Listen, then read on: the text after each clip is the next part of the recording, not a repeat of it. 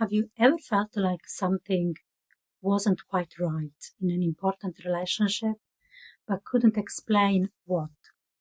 Relational trauma often lives in the quieter spaces of our lives, and by this I mean that it's not always about dramatic or life-threatening events.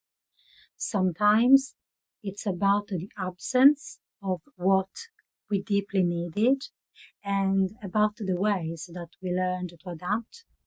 For example, feeling like you had to earn love by being good, helpful, or quiet, being the emotional caretaker in our family from a young age, never feeling truly known, even in close relationships, or walking on eggshells around a person's mood or reactions.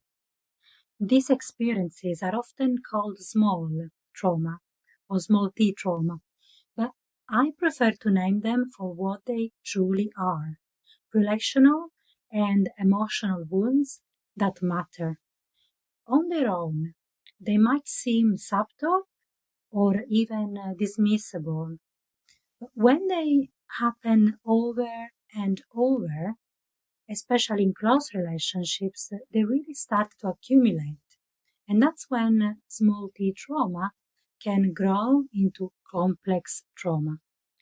Not for not from one single event, but from a pattern of disconnection, misattunement, or emotional neglect over a period of time. There might be no visible wounds, but the impact is deep, shaping how we trust, how we love, how we relate to others and to ourselves. You might find yourself always putting others first, struggling to set boundaries, feeling unworthy without even knowing why. It's like walking through life with an invisible weight, one that's hard to name, but so real in how it's felt. And I think it may be helpful to know that because this kind of trauma happens in relationships, healing can happen in relationships too, in safe, steady connections, whether in therapy or elsewhere. You can begin to unlearn the old patterns and create something new.